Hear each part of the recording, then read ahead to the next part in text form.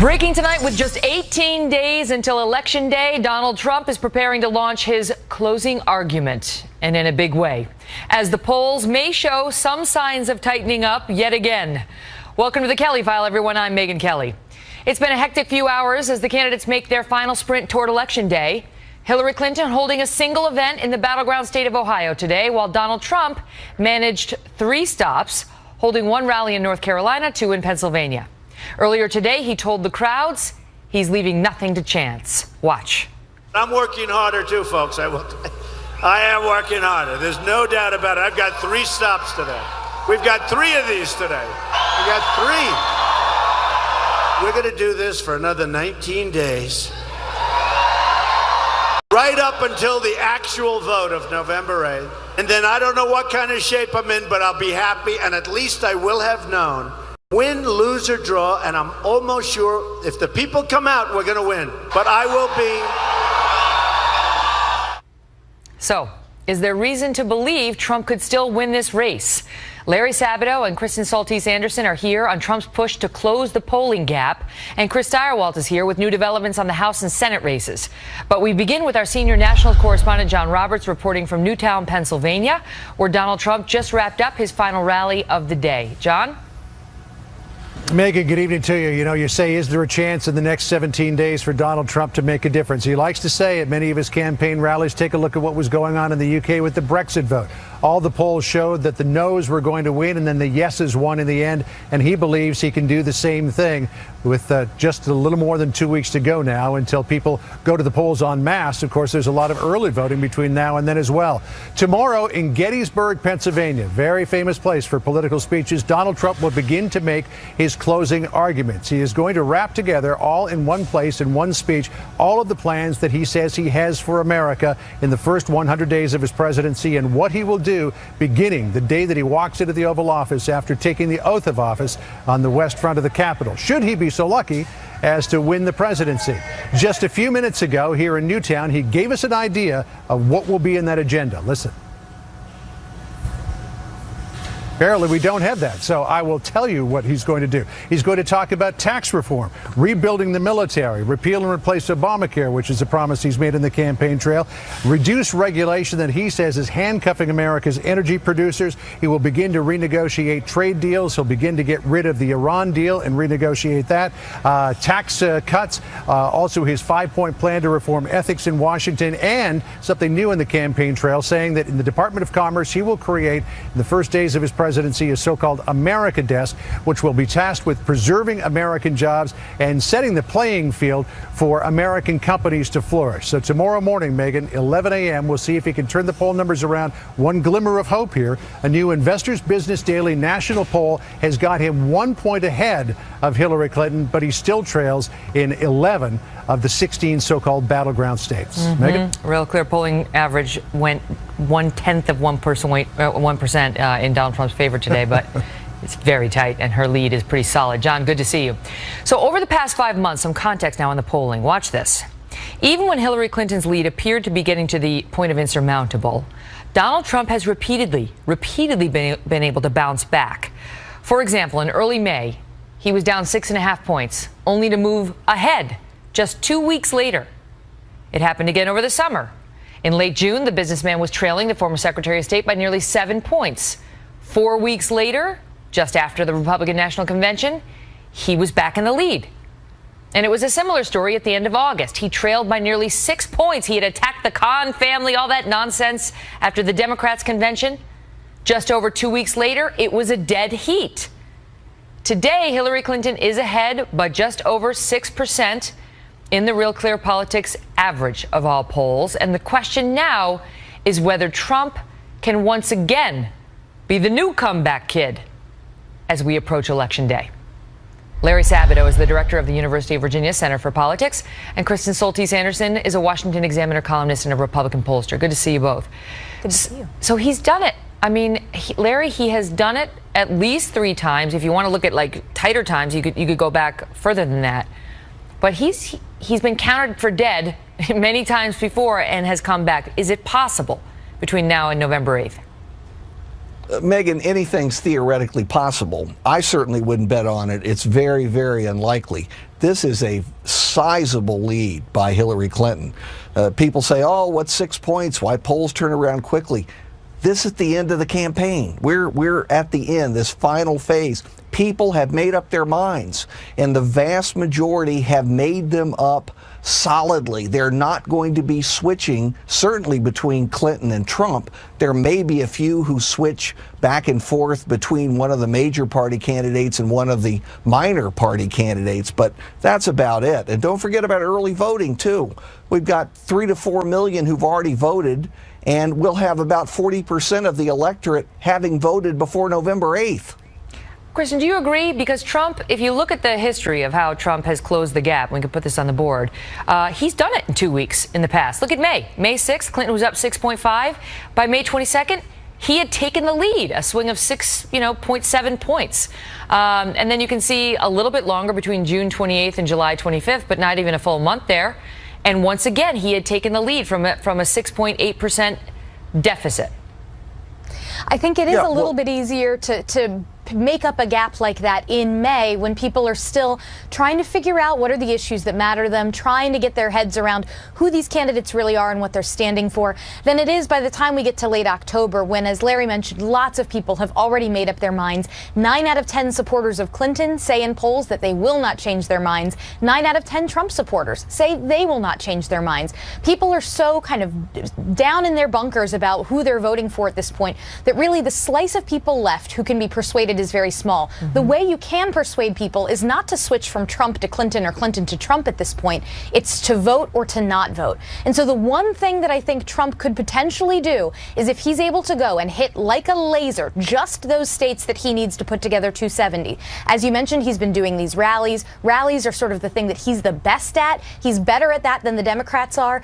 But the thing that he's got working against him is that there's the Democratic machine. In the Republican primary, he was able to overcome the turnout operations of folks like Ted Cruz, but it's a whole different ballgame up against the Democratic turnout machine. And so he's got to really make sure that these rallies are turning out lots of people if he wants to energize his supporters enough to try to begin to make up this gap. Mm-hmm. But ultimately, I'm with Larry. I think that it's highly unlikely that he's able to pull it off. And if he does, he's got to focus like a laser on just the states he needs to win. What about it, Larry? Because one of the times he managed to close that gap, as we looked at that chart, was right after September 11th when she collapsed, and when she physically collapsed, and then her polls collapsed.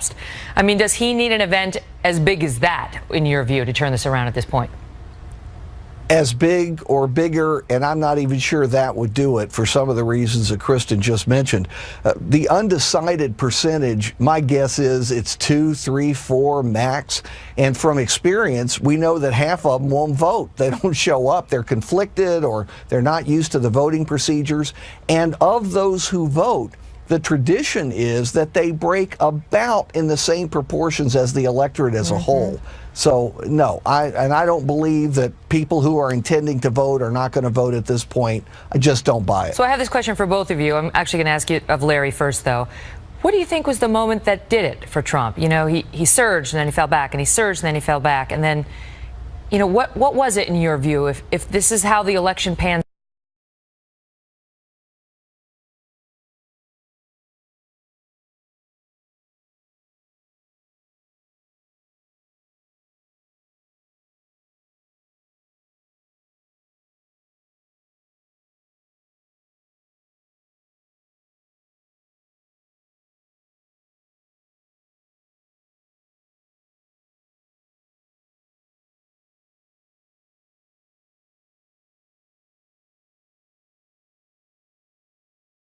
whether or not he was going to acknowledge the vote once it had been cast.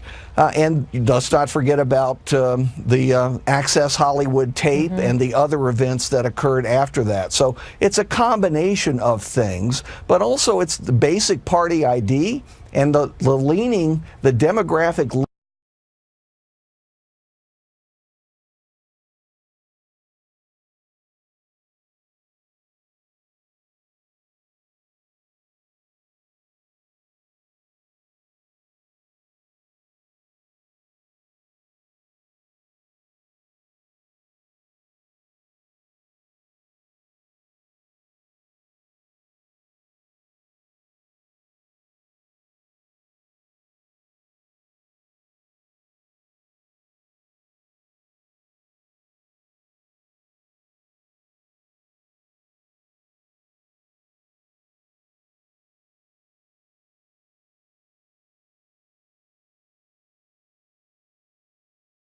I'm so proud of you, counselor. I never thought in all my days I'd get to hear you say that.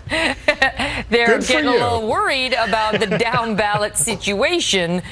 Not as much in the House as in the Senate, but in the House, too. Is that a real fear? Yeah, it's getting to be. So it basically goes like this. For the House, it generally reflects what is happening at the top of the ticket. The Senate, as we've seen this time, individual Republican senators like Rob Portman in Ohio, Marco Rubio in Florida, have been able to rise dramatically above Trump's poll numbers and outperform him in those states. And so the Republicans are feeling more confident, interestingly enough, about their chances to limit the Democrats to fewer than 4 seats picked up, and that they might be able to hold on to the Senate. But on the House side, you see much more correlation with the national popular presidential vote. And if that's the case, the Republicans have 30 seats of a majority. That looks like a great deal. But if things go all whopper-jawed, if this falls apart, then you could see that perhaps in danger. All right, so assuming they don't lose, a net loss of 30, the Republicans in the House, and they just, let's say they lose 20, but they still have the majority. Do we care? I mean, how much of a difference does that make?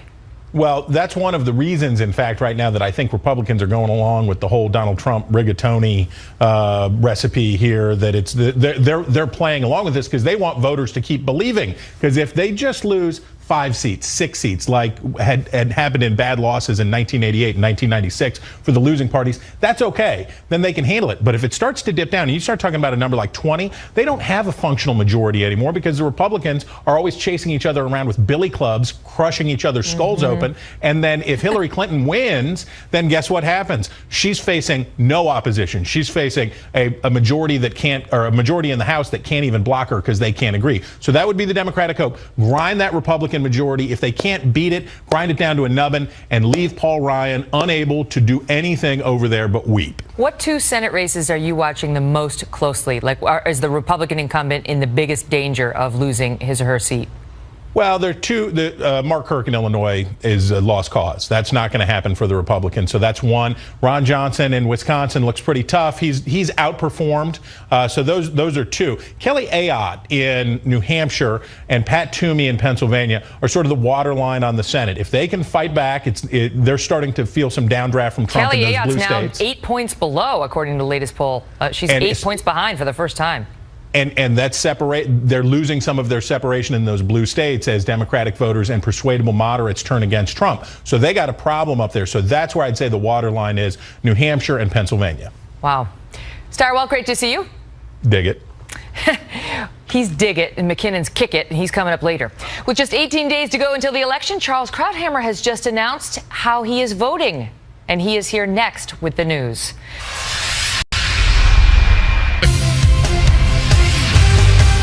President can't just pop off or lash out irrationally. And I think we can all agree that someone who's roaming around at 3 a.m. tweeting should not have their fingers on the nuclear codes. We all know that if we let Hillary's opponent win this election, then we are sending a clear message to our kids. Everything they're seeing and hearing is perfectly okay.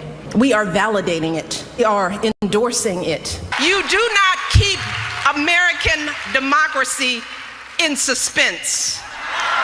Because look, too many people have marched and protested and fought and died for this democracy. That was First Lady Michelle Obama and some of her remarks from a series of campaign trail appearances where she has hit Donald Trump as dangerous for the country. Tonight, for the first time, Mr. Trump is responding.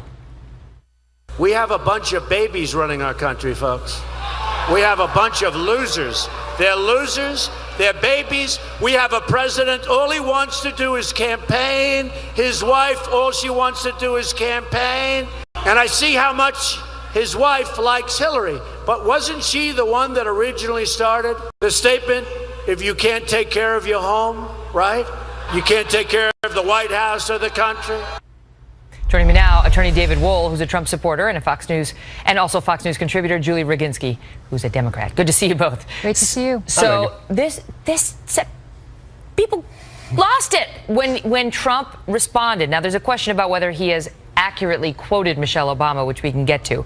But let me just start with you, David, on the people who are like, what is he doing? You don't attack Michelle Obama. She has huge approval ratings, which she does. don't go there, especially because you have a woman problem. Was he out of line?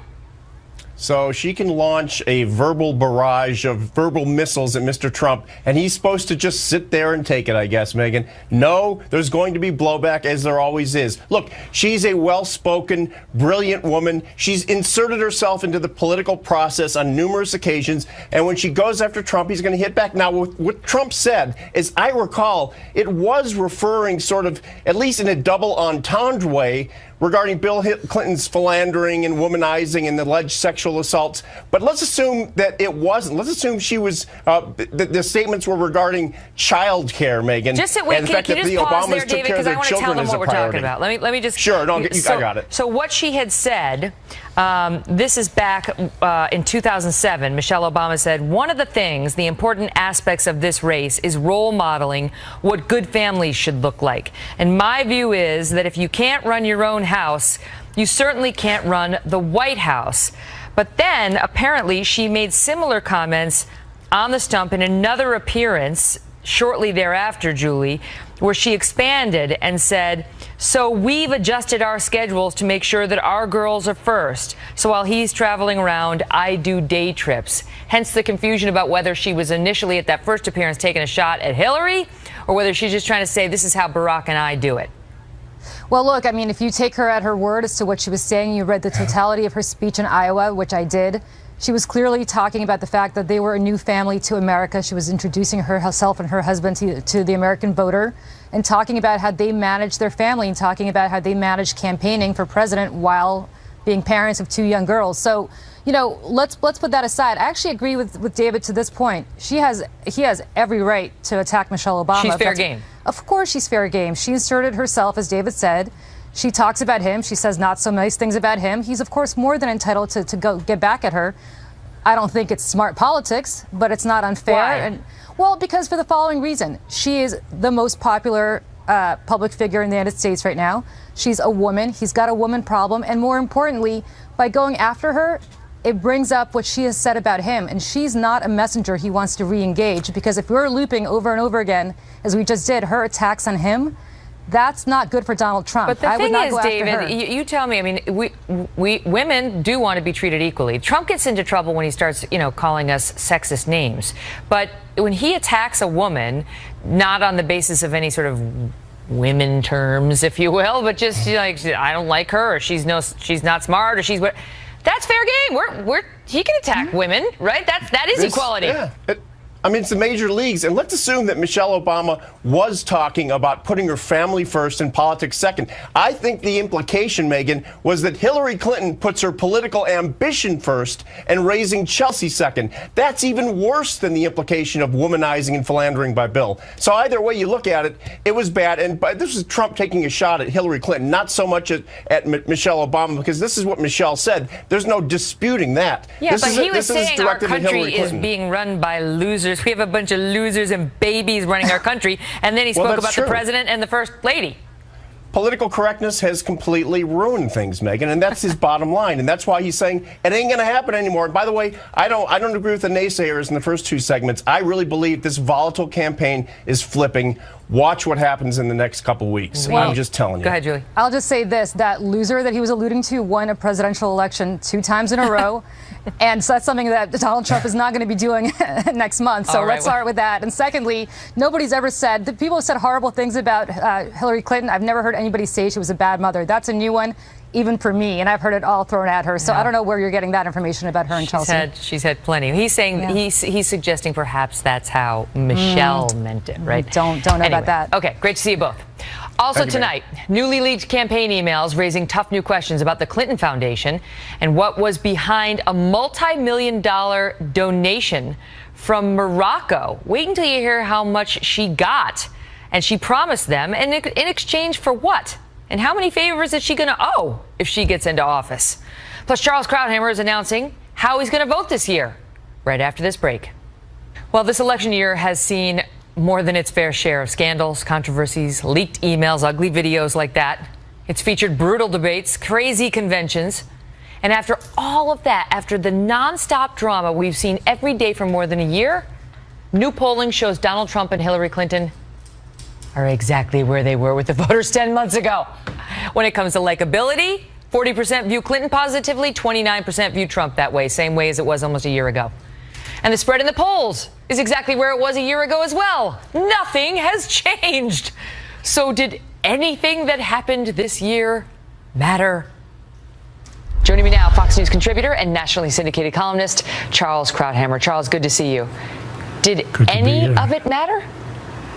Well, in a sense, I think this has been one of the worst years for American democracy in general. It's been one of the lowest, least elevating campaigns ever, and we have not been enriched or enlightened by it. I think the reason things are the same is because we've never had two candidates who were better known at the beginning.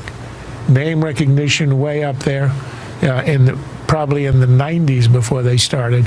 In other words, people knew who they were, and character is destiny. We got a year of them on the stage, and they basically showed us their character, which is what we thought it was at the beginning: untrustworthy, unfit in some cases, cynical, etc. And we are where we are. Nothing really has changed in that respect, other than we've reached lows in tactics, in incivility, that we really didn't think we'd ever see at the presidential level. And so you find yourself in a similar place to where you've been all along as well. In your column this week, saying you still cannot vote for Donald Trump. We're 2 weeks out now from the election. You say you cannot do it, and you cannot vote for Hillary Clinton. So you're going to write somebody in. Who are you going to write in, and why do you think that's the best choice? Well, look, it's a question of conscience.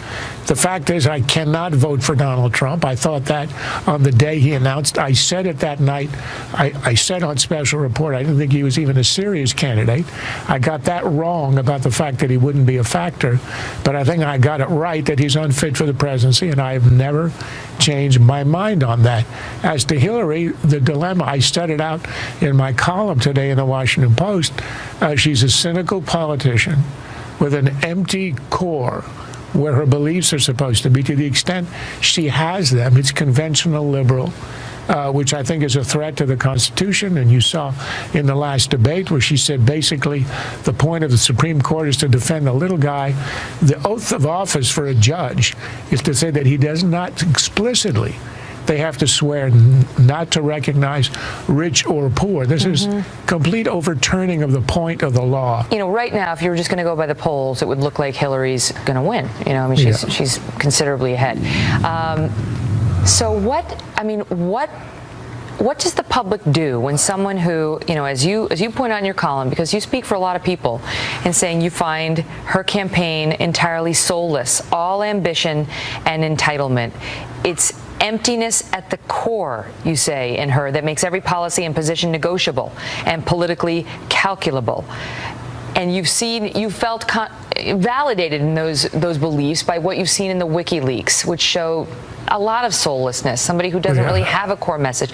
So how does the country come behind someone like Hillary Clinton if she does win this? Well, it's because she went through the process. That's the only reason. And the process has to be elevated above everything else. Look, I was not a Barack Obama supporter, but when he won the election in 2008, he was the president of all of us. I've been very critical of him, but that's how you end up where you end up. I would have preferred first African-American to have been a Condoleezza Rice or somebody else. And yet I felt a pride when he was sworn in that our country had come that far. So she's going to have to earn whatever she gets at the presidency, but she will, if she wins, she will have earned at least the respect of the office when she's there. So we're going to leave the audience in suspense, and we'll have you back after Election Day to find out what you did. Charles, great to see you. And how I swayed the vote, yes. All the best. Right. Well, both Mr. Trump and Mrs. Clinton went hard on their rival at last night's Al Smith dinner. So how do you think the media covered that? Howie Kurtz is here with the answer. Plus, with embarrassing new revelations from the WikiLeaks dump of Clinton campaign emails, Mark McKinnon is here on the difference this makes in the final 18 days. The circus, next. The Clinton Foundation exists as a temptation for any foreign entity or government that believes it could curry favor through a donation. I will certainly do everything in my power to make sure that the good work of the foundation continues without there being any untoward effects on me and my service, and be very conscious of any questions that are raised. That was Hillary Clinton at her Senate confirmation hearings in 2009, trying to calm concerns about any conflict of interest with her work at the Clinton Foundation. Now, some newly leaked emails are suggesting that there was reason for those concerns, as we learn that she may have been personally responsible for securing a $12 million donation from the Moroccan royal family, although it appears to have come after her tenure as secretary. Our chief national correspondent, Ed Henry, joins us live. Ed? Good evening, Megan. Hillary Clinton, in fact, did line up this big contribution from the king, according to her own close aide, Huma Abedin. She put this in a January 2015 email. She created this mess, she said, of Clinton, and she knows it. The mess referring to Clinton initially agreeing to speak at a May 2015 Clinton Global Initiative event in Morocco. Politico reported at the time a $1 million contribution was going to stoke more controversy, though, and so they didn't want to do that event. It turns out the money was far bigger, $12 million, according to Abedin, responding to top aides Robbie Mook and John Podesta, who were worried it would harm the April 2015 launch of the former Secretary of State's campaign. In a new email released today by WikiLeaks, Abedin was adamant, writing, quote, "No matter what happens, she will be in Morocco hosting CGI on May 5th to the 7th, 2015. Her presence was a condition for the Moroccans to proceed, so there is no going back on this." It makes you wonder what the king was expecting in return beyond just access. Because in 2011, Clinton's State Department charged the Moroccan government had human rights problems. And remember, at this week's debate, Donald Trump demanded Clinton give back large contributions from countries with questionable records. She never quite answered that or this from Chris Wallace. Why isn't it what Mr. Trump calls pay to play? Well, everything I did as Secretary of State was in furtherance of our country's interests and our values. The State Department has said that. Now, the Moroccan event ended up being led by Bill and Chelsea Clinton. Hillary Clinton did skip it, though she lined up that $12 million contribution. Clinton ally Lanny Davis told me the focus should be on the good work of the foundation, and he said Abedin's email should not be taken, quote, too literally. Megan? Ed, thank you. Joining me now with more, Mark McKinnon, co-creator and co-host of the weekly documentary series The Circus on Showtime. And he served as the chief media advisor to President George W. Bush. Mark, good to see you. Hi. So it's not that she necessarily violated that promise she made to the Senate, you know, by working this while she was secretary, because this happened after she was secretary. But the point is, the Clinton Foundation creates all sorts of conflicts for her. So she's trying to line up a $12 million donation to the Clinton Foundation. She's going to speak. I'll be there in Morocco. I know it looks bad, but I'm doing it. She winds up sending Bill and Chelsea because it becomes an issue. But what was the king expecting? And if she becomes president now, how many favors is this woman going to owe? And what about, they're not promising to shut down that foundation? No, and in fact, this is just part of the problem, because almost every day in the leaks there's a new disclosure like this. I mean, just the other day there was the disclosure about Qatar and $1 million contribution that was, quote, for a birthday present for Bill Clinton, possibly. And there's still no clear answer on that. And so we've had the debate, so there's no more debates to change the dynamic, and that's the real opportunity where the candidates have to move the needle in a significant way. So the only real thing between now and Election Day that can really have an impact is WikiLeaks. And it is, and it can, and it will be, because we know that there's more to come. The ones that have already come out haven't really been answered.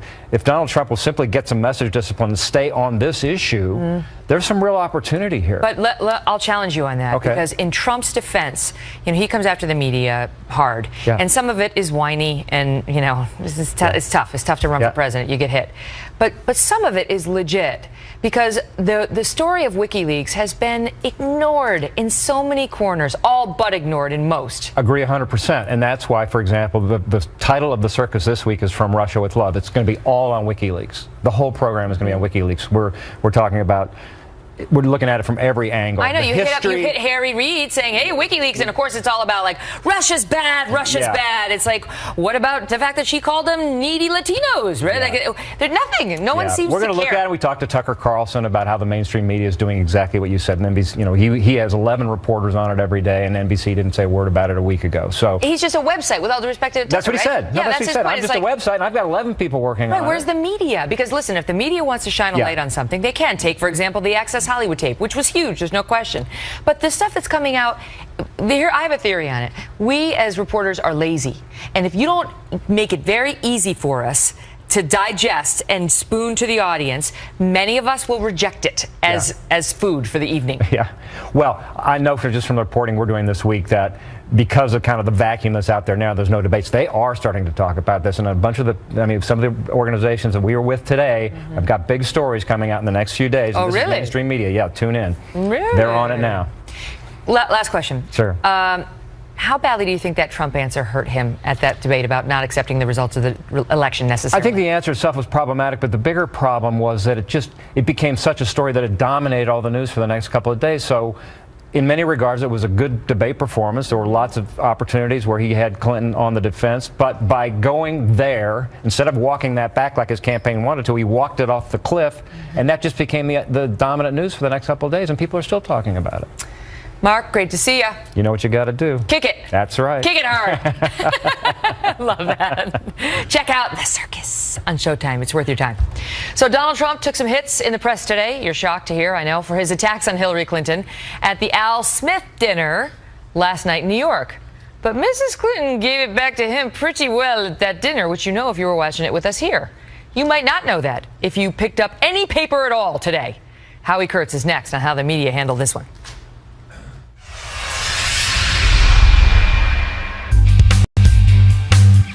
Hillary accidentally bumped into me, and she very civilly said, "Pardon me."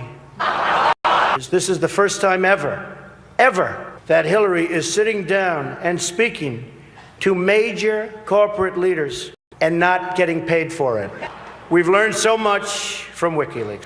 For example, here she is tonight in public, pretending not to hate Catholics. Well, those are just a few of the jokes Donald Trump made about Hillary Clinton during his remarks at last night's Al Smith dinner in New York. The speech got awkward at times, since the humor was supposed to be good-natured and self-deprecating. It was generally more like just deprecating. And here's a little of how Mrs. Clinton responded. I think the cardinal is saying I'm not eligible for sainthood. But getting through these 3 debates with Donald has to count as a miracle. People look at the Statue of Liberty and they see a proud symbol of our history as a nation of immigrants. Donald looks at the Statue of Liberty and sees a 4. Maybe a 5 if she loses the torch and tablet and changes her hair. Donald really is as healthy as a horse. You know, the one Vladimir Putin rides around on. So while both candidates pulled no punches, the headline writers missed that. The New York Times focused on how Trump was heckled by the New York elite. Bloomberg seemed to think Trump's jokes struck a sour tone. Nothing about her in the headline. NPR declaring Trump turned a, quote, friendly roast into a 3-alarm fire. Mrs. Clinton, she pretty much got a pass, but there were lovely articles about how well she was dressed. Joining me now, host of Fox News Media Buzz, Howard Kurtz. Now, personally, I thought the Statue of Liberty joke was kind of funny. But the Putin joke with the horse, that was... right? And there were others where she got pretty cutting to suggesting that Barack Obama wasn't going to get into any gathering of Trump with former presidents because of his Muslim ban. Maybe it was that they're not good at delivering jokes, right? Like they're not funny. But you tell me whether this was biased coverage. Megyn, from watching the coverage over the last 24 hours, you would have the impression that Donald Trump walked into St. Patrick's Cathedral and spray painted the stained glass windows. I didn't get to see it live, and it's not a good thing when the Republican nominee gets booed at a Catholic charity dinner. And I didn't think joking about Hillary hating Catholics was a good move, especially he's referring to some references in the hacked emails that were from Clinton advisors. But I didn't know until I talked to people who were in the room that Hillary Clinton had some uncomfortable moments as well. Mm-hmm. Right, there was some booing of her, although I will say we covered it live here on the Kelly File last night, and it was interesting because we put a pundit on camera right after he was done who went after Trump saying, you're supposed to be self-deprecating, supposed to be about yourself, supposed to be kind of singe, don't burn, like the gridiron dinner. And then she got up, and the first thing I said after she was done was, and she did it too, right? But Howie, the media they're done with Trump. And I get it. Like, they're frustrated. They think he's this, they think he's that. But it's not their job to try to ruin him. I think there is so much hostility in many corners of the mainstream media against Donald Trump, and we see this in 1,000 different ways. But it's also classic media behavior when a candidate is struggling and slipping in the polls, and this after the third debate in Las Vegas. Every little misstep becomes a metaphor for how poorly he's doing. You know, his limo got a flat tire. He's going nowhere, that sort of thing. But it's on steroids when it comes to Trump. And yet there's nothing he can do about it. And you tell me whether there's something big that comes out of WikiLeaks, whether that could be a potential game changer, given that mindset. I think that as the drip, drip, drip of these WikiLeaks disclosures has happened, there's been a little bit more coverage than there was at the beginning about the embarrassments for Hillary Clinton and her campaign. The problem is some of it's complicated. It takes a while to explain. Most of it, with the exception of this latest one about the $12 million donation by the King of Morocco, doesn't involve Hillary Clinton personally. But more than any of that, Trump is always the story, and the coverage of him, most of it negative, but he's always driving the story, blots out what ordinarily would be very big disclosures by WikiLeaks against the Clinton campaign. Howie Kurtz, great to see you. We'll be right back. So in the average of all polls, Trump is behind 6.2 percentage points right now. Do you believe he can turn it around in the next 18 days? Facebook.com/The Kelly File, on Twitter @Megyn Kelly. Let me know what you think. Thanks for watching. Good night.